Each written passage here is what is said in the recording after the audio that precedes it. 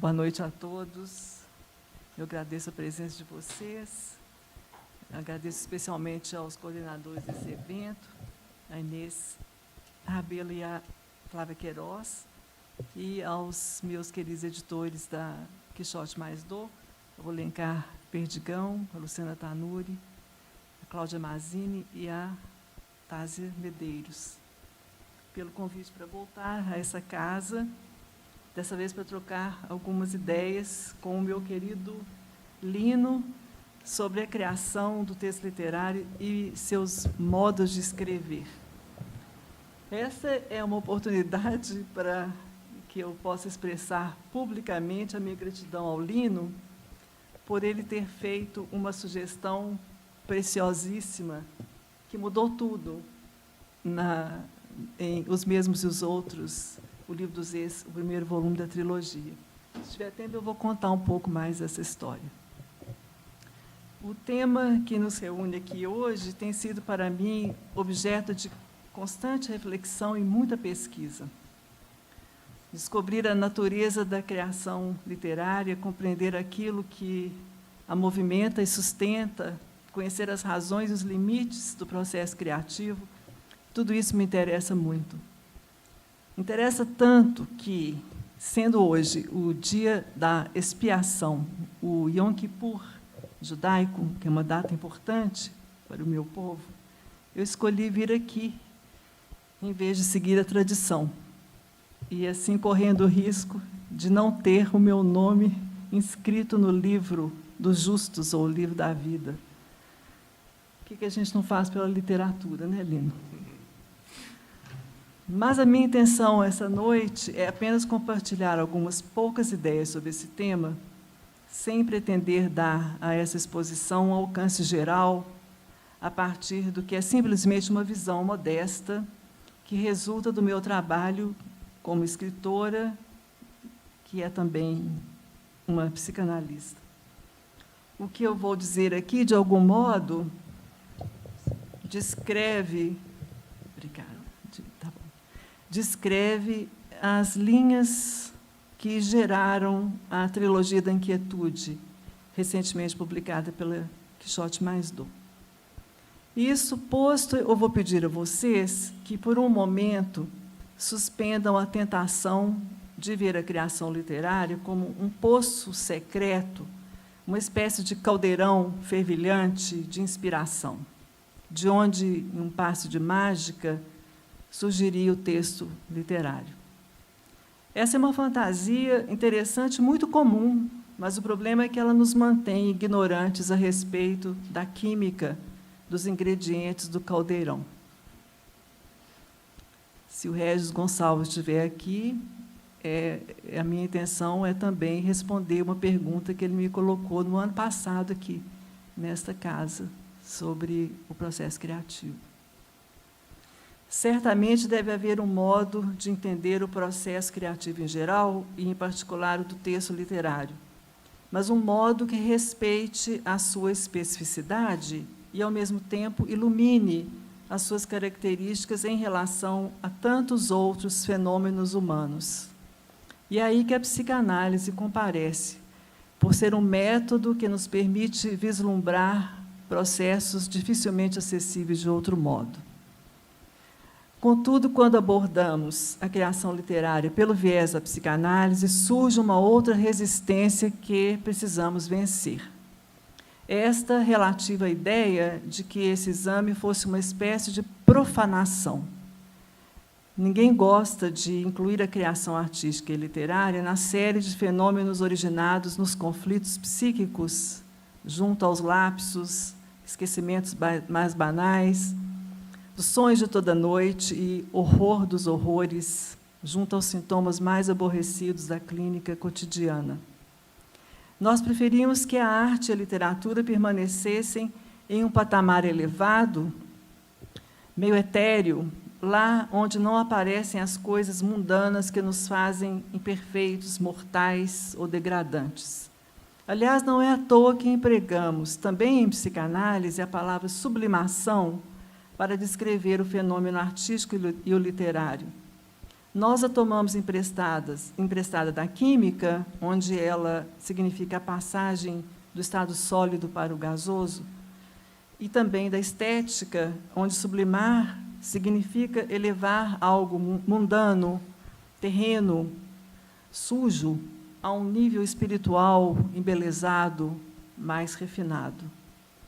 Convém ressaltar nesse termo o trabalho de transformação sofrido por um elemento quando é transportado para um outro diferente do seu ambiente original. Para a psicanálise, a criação artística e a literária, como sublimação, não diferem quanto à origem de nenhum dos fenômenos que enumerei agora há pouco. Em sua visão, elas se alinham na mesma série psíquica dos sintomas, ao lado dos esquecimentos mais comuns, dos sintomas psicopatológicos mais tenazes. Mas destes, a sublimação se distingue quanto ao objetivo ou quanto ao objeto, como se diz em psicanálise. Poderíamos argumentar que a criação artística e literária, como sublimação, são sintomas melhores do que outros, esses que são condenados à solidão individual pela vergonha e pela censura do neurótico. Isso porque a sublimação expressaria de um modo mais feliz, ou seja, fora da repressão, o que nos obriga a reconhecer o parentesco entre a perversão e a sublimação, os mesmos conflitos que os sintomas patológicos tentam expressar com um dispêndio enorme de energia e quase sempre voltados ao fracasso. No entanto, um analista não costuma recomendar que o paciente escolha o caminho da sublimação em vez de escolher o caminho da formação de sintomas e das doenças psíquicas. Mesmo se ele o fizesse, não faria com que o paciente se tornasse um artista ou um escritor criativo, que, como nós suspeitamos, não estão imunes ao sofrimento emocional. Mas, afinal, o que caracteriza, se não propicia o texto literário e o distingue de outros fenômenos originados na vida mental? Retomando o subtítulo do nosso debate, seria o caso de perguntar que os sintomas e o texto literário são dois modos diferentes de escrever uma história? Para responder essa questão, eu lembro a vocês uma premissa importante, que é a seguinte: existe uma continuidade entre a brincadeira infantil, a fantasia e a criação artística e literária. Não é sem razão que, para alguns escritores, o texto literário consiste em uma tentativa lúdica de organização ou mesmo de domínio de vivências que ele busca apreender ou registrar. Assim, o texto literário seria uma organização, uma espécie de rearranjo muito pessoal de uma realidade extraliterária, a princípio sem sentido. Não é raro escritores afirmarem que, pela escrita, eles tentam dar forma ao que não tem forma. Esse esforço se inicia com uma tentativa de restauração, de recomposição, em seguida a vivência do sem sentido ou vazio, que pode se seguir a uma perda, ou a experiência de uma ausência, ou algo que se calou, ou se foi, ou que faltou, por exemplo. O texto equivale a algo assim, a uma tentativa de construir uma pele imaginária, uma pele simbólica de palavras. Estou tomando emprestado aqui a expressão de Anzier. A necessidade de escrever é também, para alguns, a tentativa de desvelamento de um não dito, do deciframento de um enigma ou de um mito que, pela sua própria natureza, permite inúmeras versões e convoca as palavras em sua potência de ressignificação, de interpretação, de enfrentamento das lacunas de sentido, do vazio e, por que não, também dos excessos. A escrita literária permite a experiência incomparavelmente prazerosa de recaptura de dentro, em nossos próprios termos, daquilo que se encontra apenas aludido nas entrelinhas da vida. Diante da necessidade de nomear o inominável, de dar sentido ao que não tem sentido, de representar uma ausência, de substituir aquilo que se foi entre outras possibilidades, entre elas, o que alguns escritores costumam dizer quando interrogados sobre a razão pela qual escrevem que eles não sabem fazer outra coisa, a especificidade da criação literária é fazer isso no registro simbólico, ali onde reside a linguagem e onde as palavras se mostram potencialmente capazes de ampliar experiências singulares em uma rede de compartilhamento muito mais ampla. Vou falar mais sobre isso daqui a pouco, mas eu peço que vocês tenham em mente que, em meu trabalho como escritora, especialmente na trilogia da Inquietude, eu me identifico com essas coisas que eu estou falando aqui agora e outras que eu vou falar mais adiante. Outro aspecto interessante é que, para muitos, é preciso que se instale uma distância para se conseguir escrever. Este é um paradoxo curioso, porque é como se o escritor estivesse procurando restabelecer a mesma situação de falta e de vazio que gerou toda a necessidade de criar. E não é à toa que alguns escritores se recolhem ao exílio, eu sou desse tipo, a um isolamento físico e mesmo geográfico para poderem escrever. Mas talvez isso se refira à busca de um distanciamento interno, onde se pode reencontrar o silêncio produzido pela distância necessária entre o escritor e o mundo, entre o escritor e tudo o que alimentará a escrita, inclusive tudo o que ele já leu. Pois ele é também, antes de tudo, um leitor ávido, muito antes de ser escritor. Esse espaço físico ou psíquico deve servir a um propósito lúdico, transicional, porque possibilita, na solidão e na privacidade, a reinvenção dos sentidos.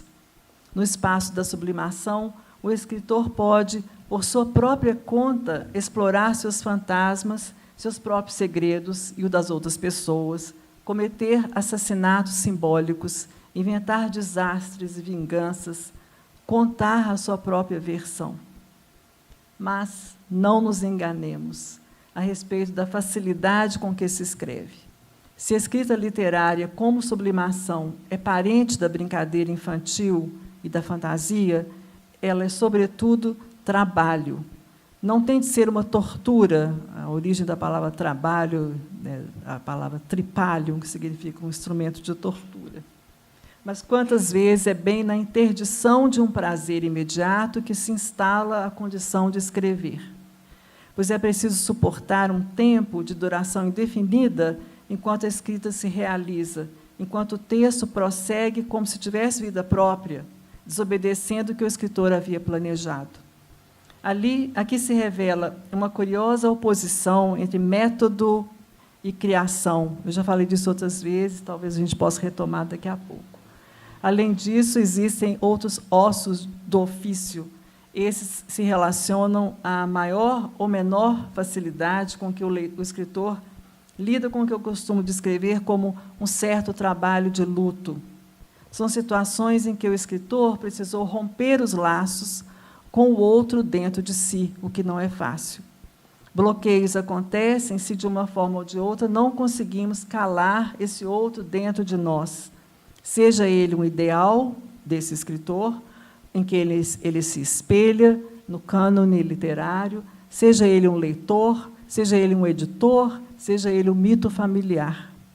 Derrubar esse ideal, no sentido preciso de desbancá-lo da sua posição imaginária, não é fácil, já que acreditamos que somos feitos à imagem e semelhança desse ideal, e se o tiramos do pedestal, surge o temor de que a nossa própria imagem caia junto com ele. Às vezes, o que nos salva nessa queda é justamente o anteparo da rede simbólica tecida pelo próprio texto, cuja função é amortecer o salto. Salvação precária, já que existe sempre o risco do mergulho mortífero do escritor na autodestruição, o que aponta para os limites da escrita como sublimação. Longe de mim, quilômetros de distância de mim, resumir a criação literária ao sofrimento, à angústia ou à dor. No trabalho do texto literário, tudo é superado pelo prazer, pela sensação de júbilo reconstituinte da própria escrita, que, ao se fazer, renova o estoque de libido, a energia necessária para nos manter em trabalho. Isso sem falar no encontro prazeroso e incomparável com a palavra justa, que surge entre as inúmeras escolhas que o escritor tem que fazer quando escreve. Tem mais. Acabamos de escrever um texto, colocamos ali a nossa marca registrada, o estilo pessoal e singular com que redescrevemos a realidade, e, no entanto, ele já não mais nos pertence. O leitor fará do texto o que ele bem entender. Como os filhos, nosso texto um dia vai-se embora, ganhando vida própria. Livros, assim como os filhos, edipianos e parricidas, como chamou a atenção Ruth Silviano Brandão, são doados ao mundo para que neles possam atuar. Esta doação tem uma face dupla de narcisismo e de capacidade para suportar o risco da falta de reconhecimento e, dessa forma, serve a alguns propósitos, desde o mais narcísico, que é a pretensão de se imortalizar por meio de um livro. Nos caminhos dos conflitos, das perdas e dos ganhos enfrentados pelo escritor, Eros mostra aqui a sua vitória: plantar uma árvore, ter um filho, escrever um livro. Conquistas que visariam, na verdade, garantir ao Narciso dentro do escritor que, de algum modo, driblamos a morte. Cedemos diante dela, mas nossa existência torna-se eterna no livro que nos substitui, marcando a nossa ausência com a concretude da criação literária. Um outro propósito trata de transformar a impotência do escritor diante da realidade. Ao escrever, ele apaga a distância entre ele e o mundo, anulando as impossibilidades, tornando-se, como disse Gilles Deleuze, nesse eterno devir que é a produção literária, qualquer coisa que o escritor não é: um animal, uma folha, um mineral, um país, uma molécula, uma multidão, os mesmos e os outros. Disfarçado no texto literário, o escritor se desnudará para se transformar em inúmeras possibilidades dentro ou fora do seu gênero, da sua história e de seu tempo. Ou então, dará a impressão de falar de si mesmo, de seu dia a dia mais banal e prosaico, não deixando ao leitor nenhuma alternativa a não ser, como um voyeur, mergulhar nessa experiência tão alheia e estrangeira quanto familiar. Ao falar de todos, o escritor fala de um, e ao falar de um, todos os outros se reconhecerão no texto.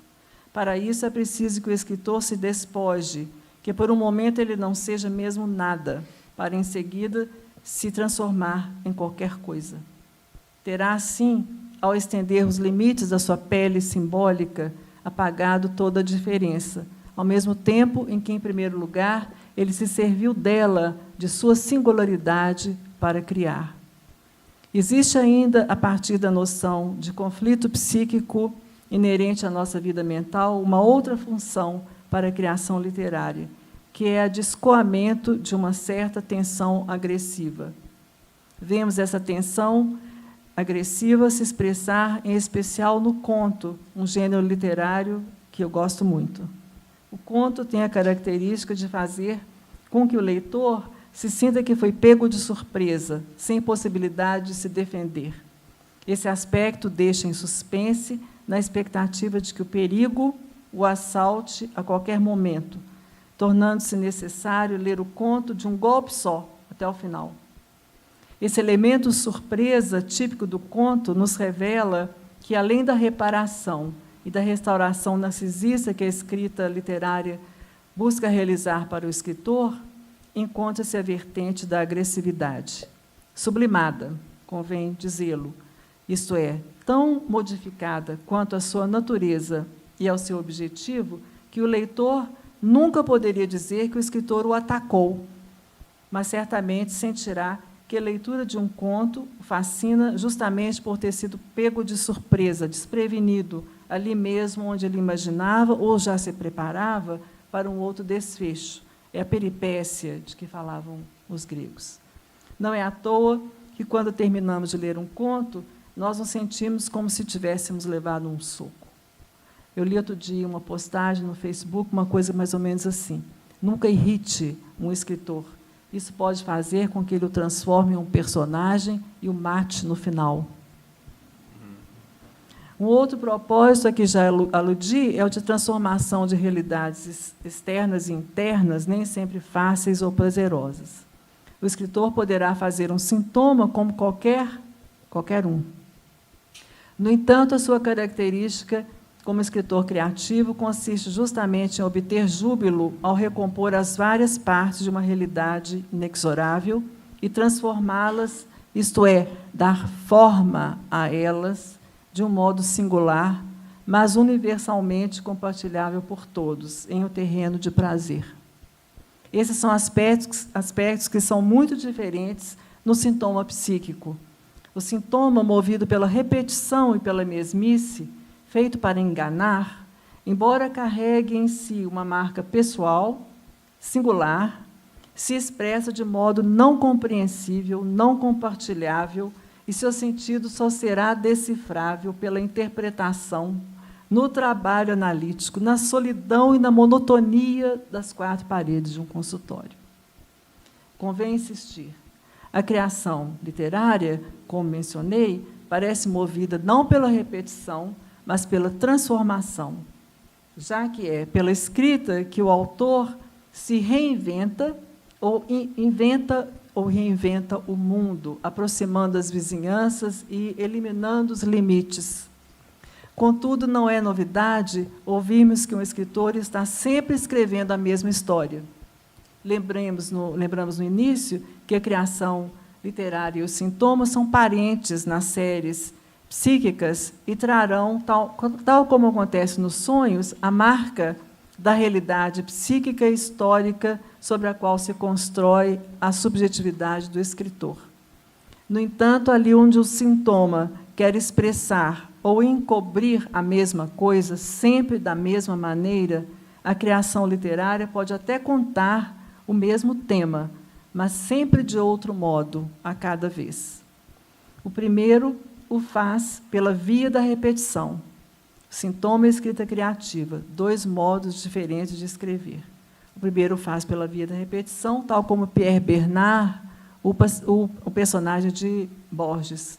O segundo segue a via da transformação, arriscando-se ao inesperado. A criação literária é um processo, um devir. O sintoma psíquico, ao contrário, é uma interrupção, uma parada no processo, como diz Gilles Deleuze. Diferente do que acontece no sintoma, quando não queremos saber daquilo que nos esforçamos para esquecer, na escrita criativa, o escritor quer saber de tudo, até o que não é possível dizer, mesmo que para isso seja necessário reinventar a linguagem ou desconstruí-la. Escrevo para saber o que penso, dizia Susan Sontag. Eu me identifico muito com essa fala, o que evoca a reflexão de Marguerite Duras, com a qual eu me identifico também. Se um escritor soubesse de antemão o que ele iria escrever, ele não escreveria. Assim, na escrita criativa, não nos importamos com a realidade factual, apenas fazemos o que nos agrada, até mesmo inventamos um mundo terrivelmente pior do que ele é. Escrever é, afinal, tornar possível a impossibilidade.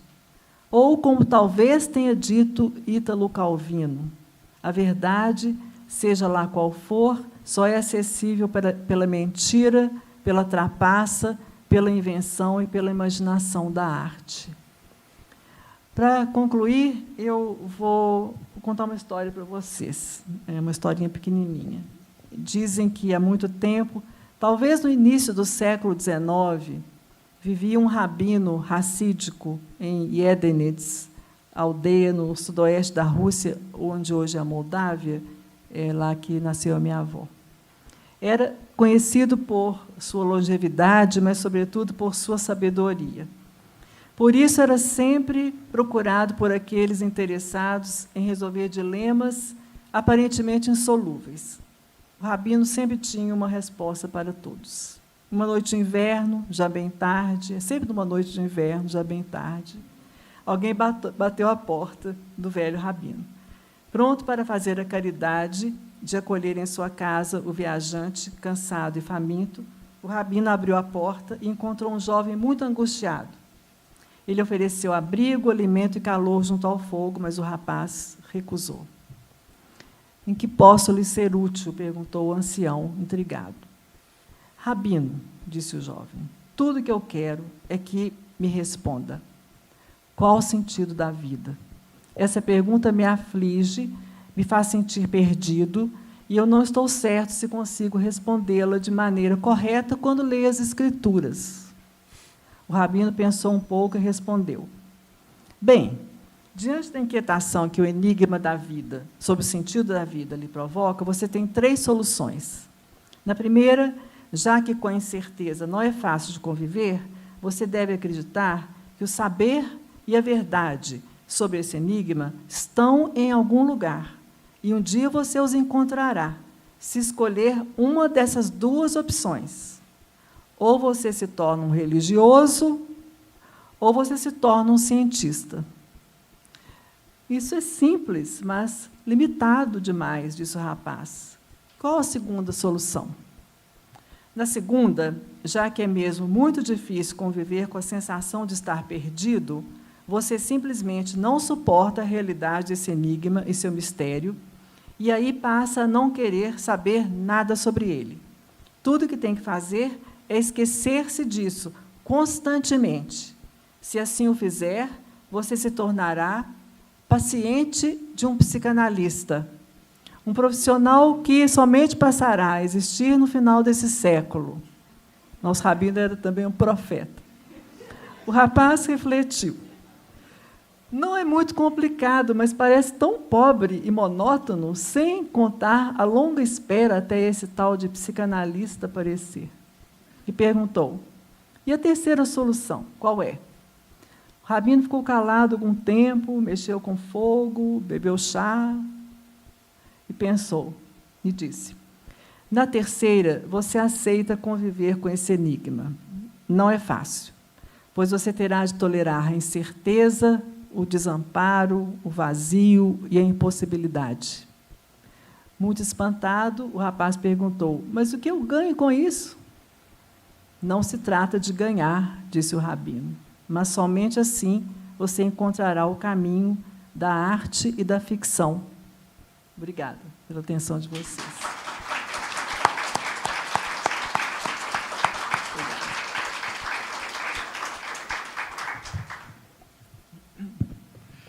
Bom, gente, boa noite. Agradeço muito, né, a presença de vocês, né, nessa noite tão quente, né, de tanto calor, mas a gente está tendo, né, acabou de ter uma experiência assim, tão significativa, né, com o brilhantismo, né, da minha colega, da Ana Cecília, que tem, né, o domínio, né, da psicanálise, da literatura, tem uma visão não só, né, de autora, como também uma visão teórica, né? Uma pessoa que sabe o que ela está fazendo. Bom, eu preparei uma coisa muito, né, mais simples assim para falar para vocês, tentando, né, abordar o tema, né, que foi sugerido para nós, que seria o processo criativo e o texto literário, modos de escrever. Então, em primeiro lugar, né, eu reitero que é um prazer indizível estar aqui ao lado de Ana Cecília Carvalho, que eu considero uma das mais notáveis escritoras da minha geração. Gracinha. Obrigada. Talvez, né, tenhamos afinidades no nosso modo de escrever, essas afinidades derivadas do espírito do tempo, no qual nós nos tornamos autores. Nós lemos e fomos influenciados por certa literatura, que, malgrado nossa vontade, permeia nossos textos. No meu caso, nunca me livrarei de Machado de Assis, assim como reconheço no texto de Ana uma perplexidade advinda de um convívio com Borges, Kafka ou Cortázar. Borges também me cativou desde que conheci sua obra e literalmente participa de meu livro Os 31 Dias, que é um tributo às 1001 Noites, cuja fruição ele me intermediou. Além de termos nascido na mesma cidade, Ana Cecília e eu passamos pelo mesmo colégio, embora eu seja um pouco mais velho. Mas o Estadual Central certamente teve um papel decisivo em nossas escolhas de vida, marcadamente a literatura. No meu caso, a oportunidade de ter sido aluno de Éder Simões, que me abriu a porta da grande literatura de Camões a Guimarães Rosa. Depois passamos pela Rua Carangola, pela então Fafiche, eu seguindo o curso de letras e ela cursando psicologia. Foi quando conheci, não conhecia pessoalmente, mas conheci a Ana através de um poema, numa revista de literatura feita por alunos de diversos cursos. Eu também colaborei, mas em prosa, com aquele primeiro número da revista Silêncio, onde conheceria, entre outros, futuros literários, Sônia Queiroz, Hugo Almeida, Beth Fleury. Com certeza, a psicologia traz uma grande contribuição à obra de minha colega, com uma sólida e conhecida carreira como psicanalista. Isto está patente, de uma forma muito bem-humorada, no livro Neurótico de Receitas, que mistura também literatura e bem-sucedidas receitas de cozinha, com muito bom humor, sobretudo. Eu só conheceria Ana pessoalmente alguns anos depois de ter sido seduzido pelo seu texto. Após ter estudado editoração na Universidade de Paris, mais precisamente em Villetaneuse, onde conheci e comecei a mergulhar na produção de livros infantis, voltei para o Brasil, indo para São Paulo, quando criei o editorial de literatura infantil e juvenil da FTD. Concentrado nessa área, com uma experiência também no Rio de Janeiro, voltei a Belo Horizonte para trabalhar na editora Lê. E lá, pela primeira vez, organizei uma coleção de literatura para o público adulto com autores da terra, como Drummond Amorim, João Batista Mello e Ronald Claver. Foi aquele rapaz que está ali, o Carlos Herculano, quem me trouxe o livro de contos de Ana Cecília, que eu tive o prazer de publicar com o título Uma Mulher, Outra Mulher, que já era premiado em um concurso de âmbito nacional. Nossas carreiras continuaram em caminhos paralelos. Ana poderá depois falar mais do que ela andou fazendo, enquanto eu enveredava pelo romance, chegando com Um Homem Delicado ao meu 5º título. Sobre meu processo de escrita, devo dizer que sempre foi provocado, Ana abordou isso já, pela minha vida de leitor. Tudo que aleatoriamente li, desde Monteiro Lobato da infância, está entranhado na minha memória, algumas páginas bem mais presentes. Às vezes, não me dou conta de que elas ainda se insinuam no que escrevo. Machado de Assis não me deixa sozinho. Só quando reli Um Homem Delicado, percebi que meus personagens gêmeos queriam ter uma vida diferente de Esaú e Jacó. Eles, delicadamente, não brigam, não ambicionam, nem desejam o mesmo objeto, só querem ser eles próprios. Mas convivem bem com o pai, apesar de certo distanciamento, assim que eu não posso fugir de meus ancestrais literários. Vejo um ponto em comum com o texto de Ana Cecília Carvalho. Em nossas narrativas, a epígrafe é um recurso fartamente recorrente. No meu romance, Um Bailarino Holandês, as citações de outros textos ditam todo o ritmo da narrativa. Portanto, eu não escrevo sozinho, nem crio nada tão original. Se bem observados, meus textos revelam um processo de colagem, uma costura de muitos fragmentos de um mundo que me preexiste. Eu não me considero intuitivo nem inocente. Um Homem Delicado é o exemplo de uma estrutura prévia, pensada a partir de algumas ideias gerais, como os personagens gêmeos e a reconstituição de uma época em plena extinção, a que marcou minha juventude e toda a cultura que nela me circunscreve. Ainda na literatura infantil, podendo brincar com as imagens, montei e desmontei histórias. As histórias embaralhadas, ilustradas por Ricardo Azevedo, as histórias que se apagam, ilustradas por Elva Furnari, e as histórias espelhadas, lindamente recriadas por Cissa Fittipaldi. Antes de começar Um Homem Delicado, eu quis trabalhar não as imagens ilustradas, mas imagens escritas, que comporiam, numa ordem aleatória, saltando e retornando no tempo, minha narrativa falsamente memorialística.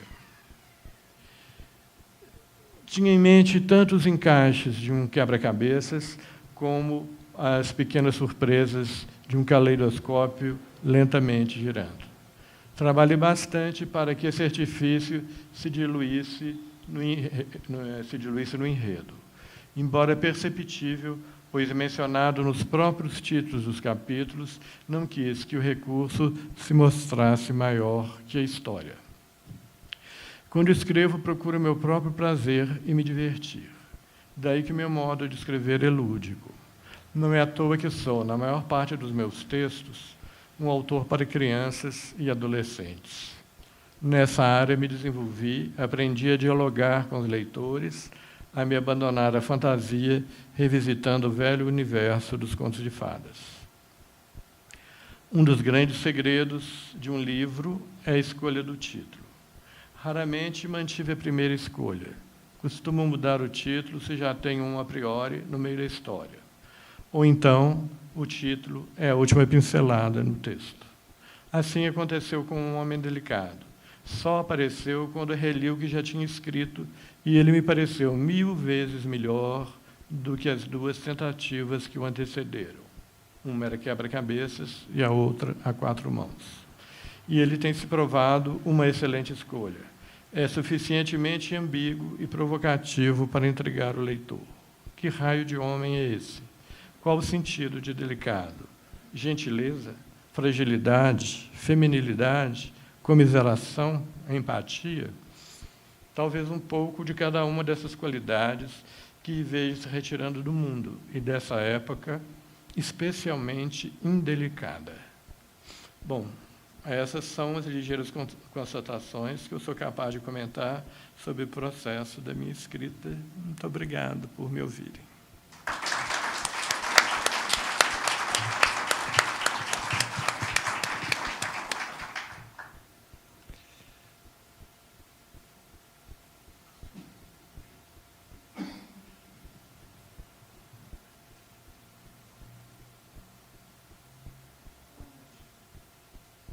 Pedir a quem quiser fazer qualquer pergunta para os dois, que faça no microfone, que levante a mão, por favor, que eu levo o microfone, porque nós estamos gravando o evento e a gente precisa de tudo gravado. Boa noite. Eu vim interessado pelo tema que vocês estão desenvolvendo. Eu gostei muito, porque foi muito esclarecedor, né? Mas muito mesmo, sabe? Vocês estão de parabéns. Agora, a minha pergunta é o seguinte: eu escrevo também, mas relendo os meus livros que eu escrevo, desde os infantis até a ficção, eu noto, eu vejo a minha cara, o meu retrato. É uma autobiografia. Agora, a minha pergunta é a seguinte: ou estou errado, ou estou certo, ou estou equivocado ao dizer isso? Sobre o fato da sua escrita ser autobiográfica? Não, é autobiográfica. Eu noto que minha escrita é toda autobiográfica. A minha vida é autobiográfica. Agora, a minha pergunta é a seguinte: eu estou certo ou errado? Ou equivocado? Para mim, você está certo. Eu acho não que... O critério é de estar certo ou errado, né? A gente escreve, né, pelas nossas motivações. No fundo, acho que toda escrita, né, é o autor que se disfarça, né, e às vezes não tem essa coragem, né, que você teve aqui de se assumir, né, que a minha escrita sou eu, né, minha escrita é minha biografia. Mas é um caminho, muito interessante. Claro.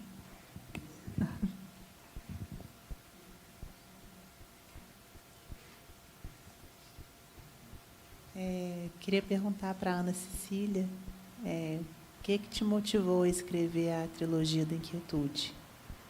Ai, ai. Não era para ser uma trilogia. Primeiro foi lançado esse livro, Os Mesmos e os Outros, aliás, esqueci o título do livro.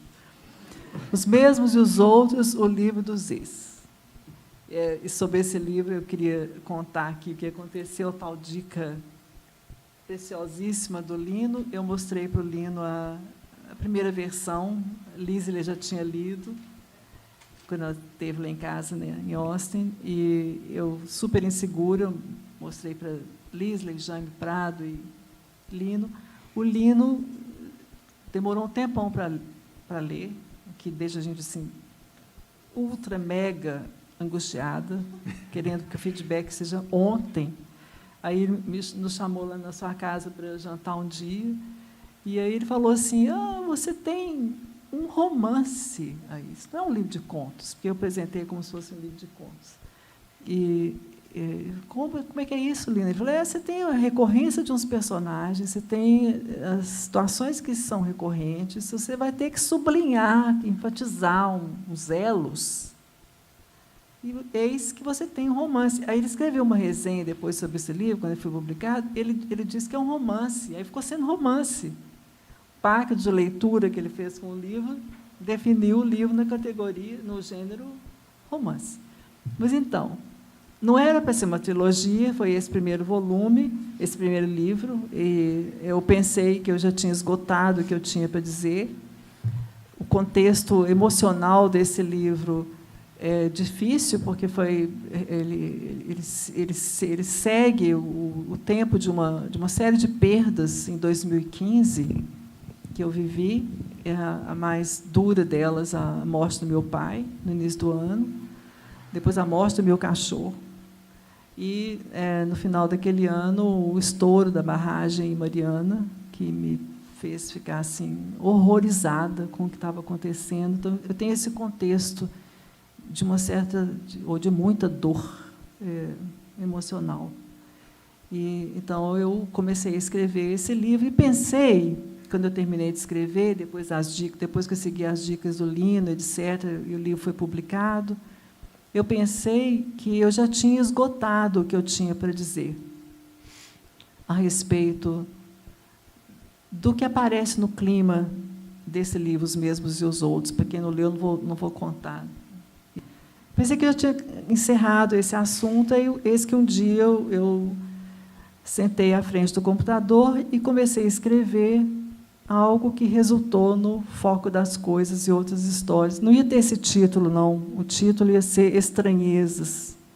E depois nós descobrimos que tinham 15 livros com esse título. Eu queria um título diferente, porque Nos Mesmos e os Outros eu também já estava ecoando títulos semelhantes, inclusive um livro do Borges com esse título parecido. Eu queria um título completamente diferente. Então, ficou sendo o Foco das Coisas, que é uma das histórias, e outras histórias. Eu pensei assim, estou livre, né, dessa coisa pesada que aparece muito Nos Mesmos e os Outros, um pouco menos no Foco das Coisas, mas está lá. Que nada. Um dia, de novo, eu estava na frente do computador e surgiu A Memória do Perigo. Eu fui escrevendo em partes separadas. Depois que eu acabei de escrever, sei lá, 19 capítulos, é um pequeno romance, eu embaralhei tudo de novo e coloquei numa outra ordem e descobri o fio condutor desse livro. Mas você está me perguntando qual que é o contexto desses 3 livros. Não deixa de ser o contexto de começa com uma vivência de perda, né, em 2015, 3 perdas. E vai passando pelo meu horror diante do que está acontecendo no mundo hoje em dia. Então, isso vai aparecendo na maneira como eu escrevo, para dizer, de algum modo, que nós só temos a linguagem para lidar com a realidade, mas ela nos falha, ela nos desaponta em alguns momentos importantes. Então, é mais ou menos isso. Não sei se eu respondi. Tem uma... Posso ler?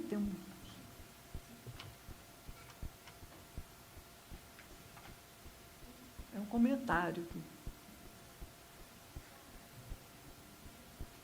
Se tiver alguma coisa que eu não posso ler em voz alta, vou ler, vou riscar. A primeira vez que Ana...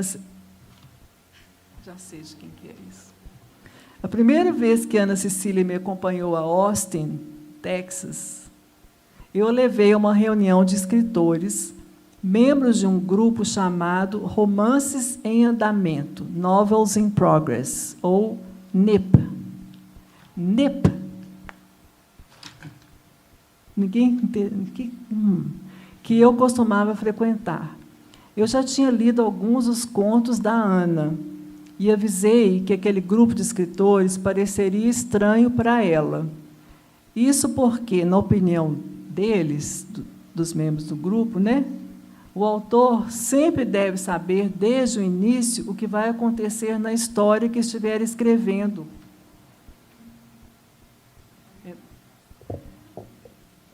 De acordo com os critérios do grupo Romances em Andamento, a história pode até conter algum mistério, mas a escrita nunca deve ser misteriosa. As palavras devem sempre transmitir o que está acontecendo. Os personagens podem se disfarçar uns para os outros, mas não para o leitor. Eles podem dizer mentiras uns para os outros, mas o escritor nunca pode enganar o leitor. A linguagem é de confiança.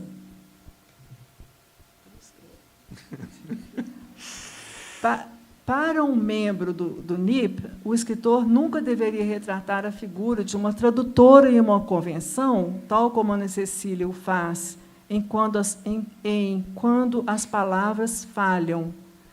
Capítulo que encerra os mesmos e os outros, o livro dos Ex, no qual a narradora Luna, a tradutora, surpreende o leitor ao revelar a perda do sentido e da função da linguagem. Eu faço isso mesmo lá.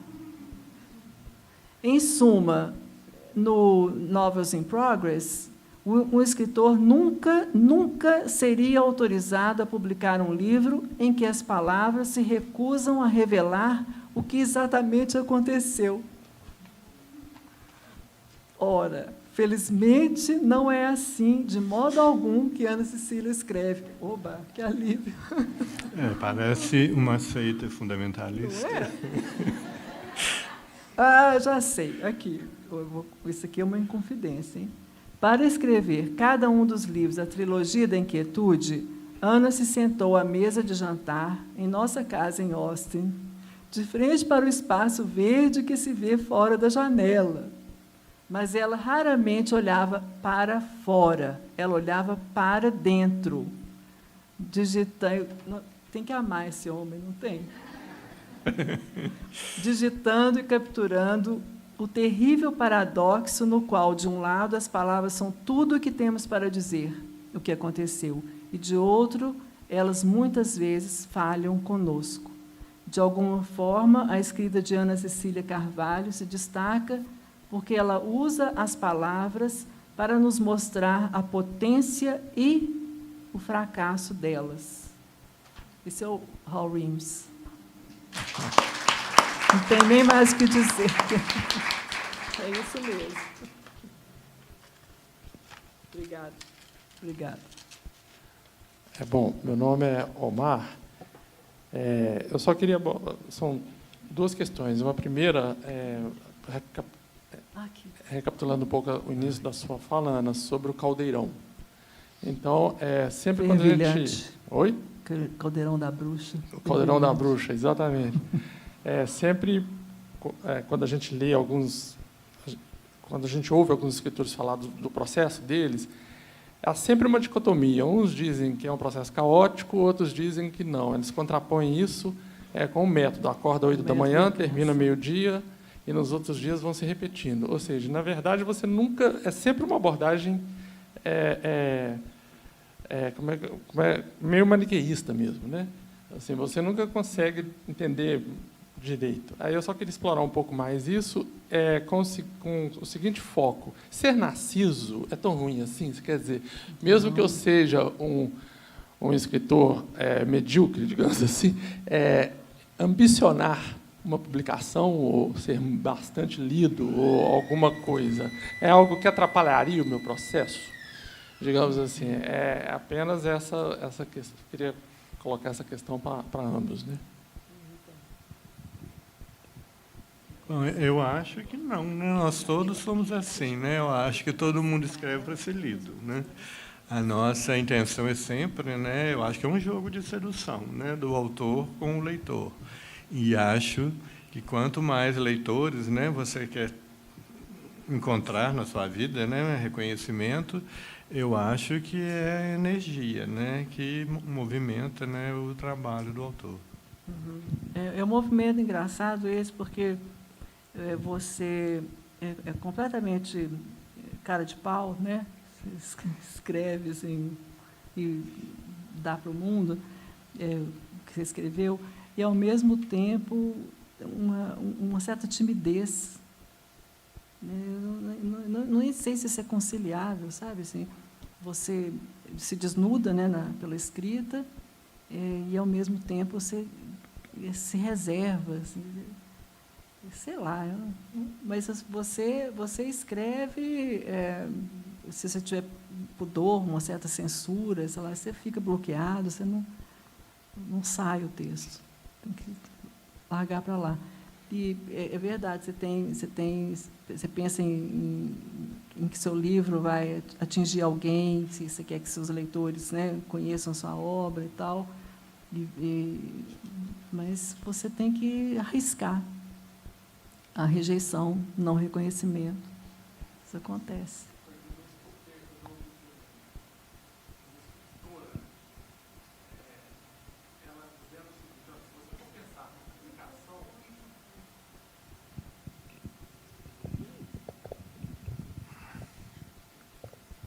E daí recupera um pouco bom, eu recupero um pouco a questão do caldeirão. Se você for... eu ouvi de uma escritora o seguinte: se você for pensar durante o seu processo na publicação, na verdade, você está criando um obstáculo, porque a escrita é um processo íntimo, né, onde você captura ali suas vivências, onde você pode capturar questões autobiográficas, como o colega de audiência compartilhou, e é um bloqueio que você faz a si próprio, você se sabota ao se colocar diante de certos modelos, referências para ser lido, digamos assim.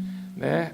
Então, ela quer dizer isso. Ela citou como exemplo ela ter trabalhado durante 3 anos num livro e depois jogado o trabalho fora.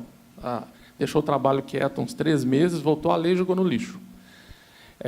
Então, isso eu acho que tem um pouco a ver com o caldeirão, né? Assim, ok, a criação ela é um processo que tem que ser livre, eu tenho que ouvir o meu íntimo para escrever, mas, ao mesmo tempo, eu queria que ela fosse também um processo produtivo. Eu também queria que ela gerasse algo, eu também queria que, depois de um certo tempo, olhasse o meu tempo e pensar que aquelas muitos dias, horas que eu empreguei serviram para alguma coisa. Então, novamente, eu volto aí ao caldeirão. Né?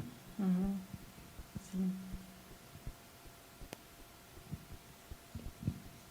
Boa noite, muito obrigada pela fala de vocês, tão diferente uma da outra e tão instigante a seu modo, né, como é a própria literatura de vocês.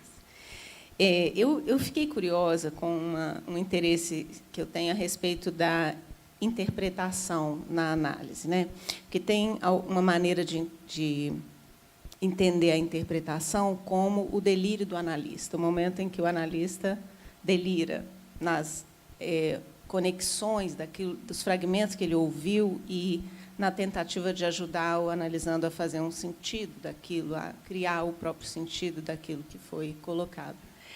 E também, usando a mesma palavra delírio, Manuel de Barros diz que a poesia é o delírio do verbo, né? Que, de certa forma, a análise também trata disso. Então, eu fiquei pensando, já que temos uma escritora psicanalista, se há conexões se existe alguma musculatura criativa que é exercitada na interpretação e que algo gera de subsídio para a literatura, ou o contrário, se existe alguma conexão nisso.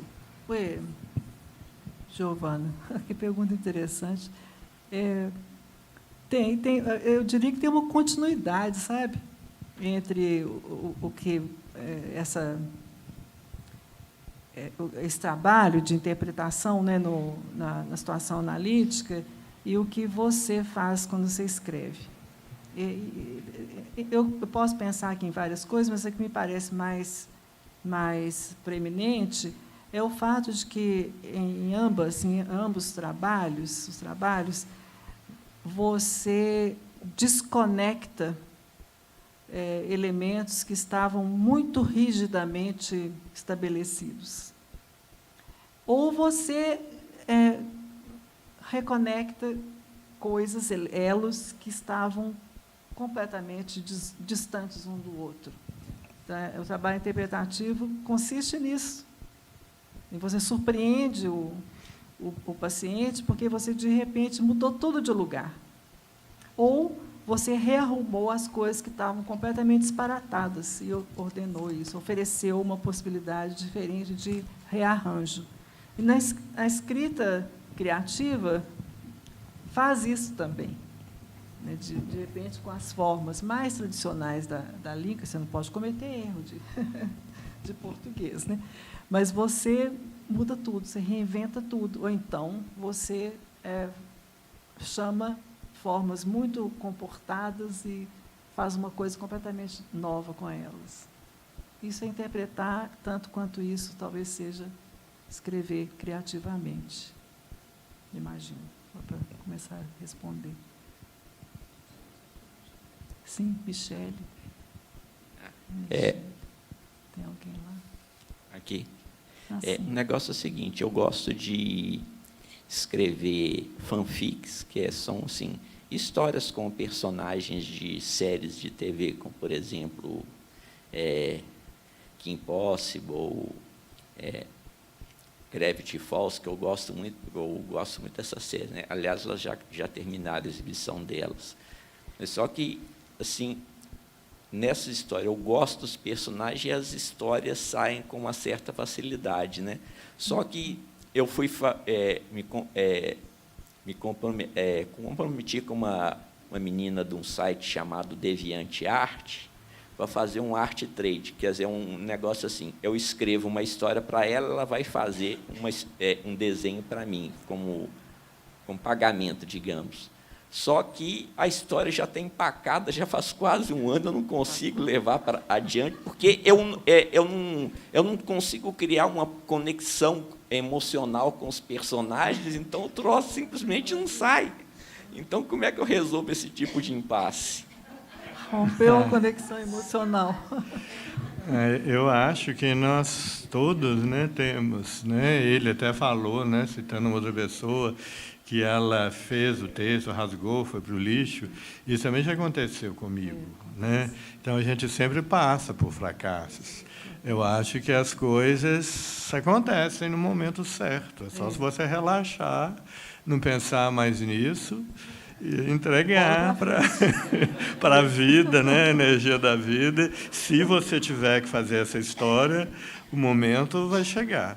Ou então, parte para outra também. Não fica empacado. A gente tem tantas ideias correndo por aí, né? Interrompe aquilo, não está dando encontrar nada. outro caminho também, né? Não pode ficar parado, né? Senão a inércia toma conta e é uma praga. Ou talvez essa parceria não seja para acontecer.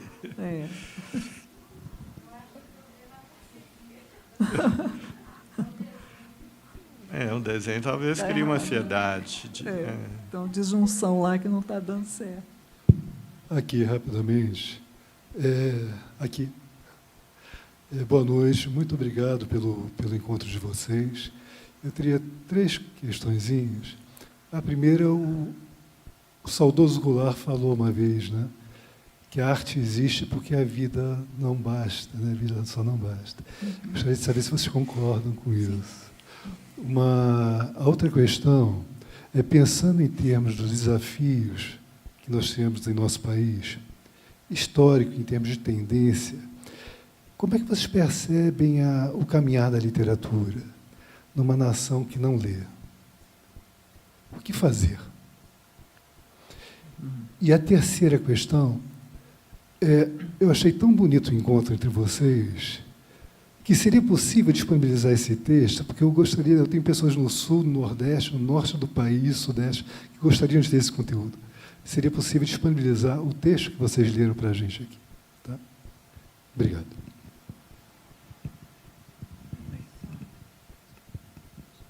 Gente, só para avisar aqui, antes de vocês responderem, um pouco falando da pergunta dele, a sessão está sendo gravada e vai ser disponibilizada no site da Academia Mineira de Letras. Então, acho que já responde um pouco.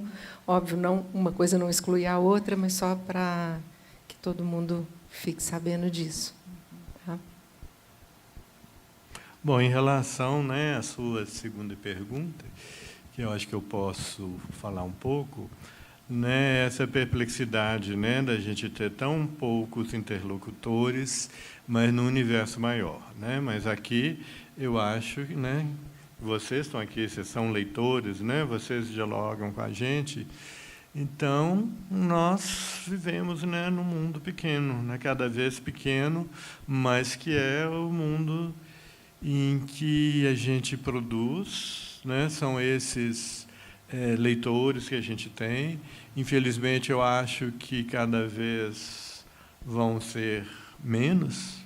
Eu vejo, assim, porque eu trabalho com a literatura infantil, quando uma criança aprende a ler, como ela está tão aberta, né, para os livros, como ela procura, né, espontaneamente o livro, e depois, pelas circunstâncias, né, do mundo, da vida atual, elas vão, né, tendo a atenção atraída por outras coisas, e muitos leitores vão se perdendo ao longo da vida.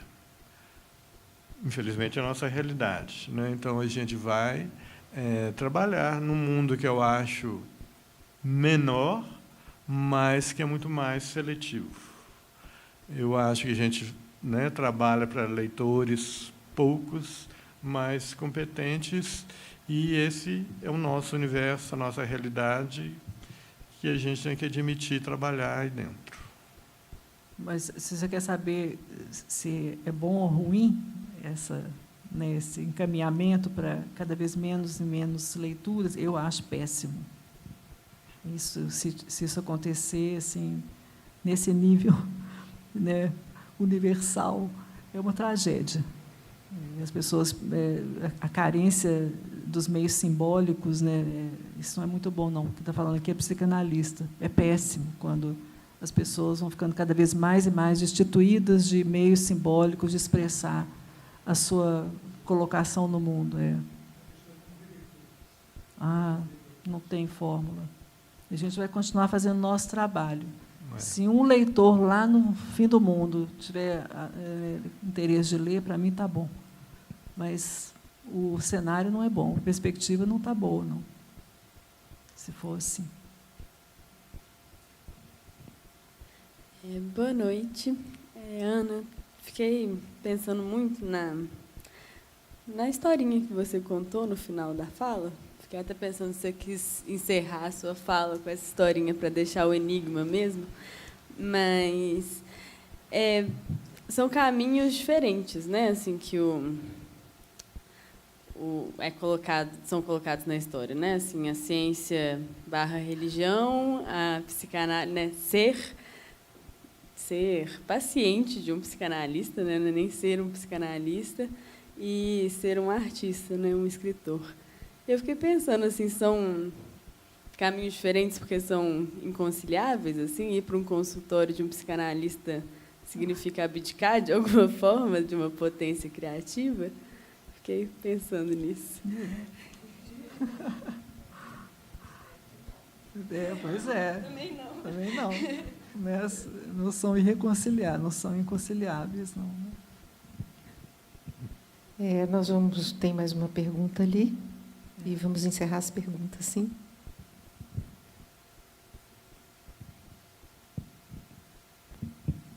Boa noite. Eu estava pensando aqui na minha pergunta e fiquei pensando sobre a pergunta e fui reconhecer quanto que ela tem a ver com o nosso reencontro, né, Ana? Assim, não sei se você vai lembrar. A minha pergunta é se há uma diferença, quando eu fui te escutando, tanto no processo criativo quanto no produto, no texto literário, se ele é mobilizado mais por um excesso ou excessos, ou se por ausências ou faltas, né? E eu acho que a gente se reencontra no Facebook, numa discussão no Facebook do Fábio Belo sobre esse ponto em psicanálise, né? É excesso? É falta? E aí você me adicionou e eu reencontrei a minha professora de graduação. Então, assim, eu fui reconhecendo a minha pergunta, que tem algo muito pessoal, né? E aí, no primeiro momento, era uma pergunta teórica para psicanalista, se talvez tenha uma diferença, né? Você colocou um ou, assim, você estava falando das ausências, talvez dos excessos também, mas eu acho que seria interessante mais falar sobre o processo criativo, já que é o tema, né? Assim, para você faz diferença, já fez diferenças quando o seu processo criativo é mais mobilizado por excesso do que por falta? E aí eu acho que para o Lino também serve, né? Assim, vocês percebem alguma diferença tanto no processo quanto no produto, assim? Ou não? Oi. É muito técnico para mim, eu estou boiando. Estou pensando que tem faltas que são excessivamente doídas ou excessivamente aliviantes, né? Então, esse excesso na falta, dependendo do que você estiver experimentando, não é exatamente uma oposição, é uma transformação no processo, né? Eu não sei se é isso que você está pensando, Michele. Eu acho que eu até lembro o dia que eu falei isso na sala de aula. Esse negócio da falta lacaniana estava me emolando um bocado. Tudo era falta lacaniana, tudo era falta, e manca. Eu falei, que raio de coisa que é essa? Pelo contrário, tudo é excessivo quando o bebê nasce, era isso? Tudo é demais para ele, muita luz, muito som, muita dor. Que falta o quê? Excessivo, é o excesso, né? Então, barrar um pouco o excesso, às vezes, é terapêutico. Mas isso aí seria uma outra discussão. Então, gente, eu queria agradecer demais e pedir palmas para os dois, porque essa noite foi maravilhosa.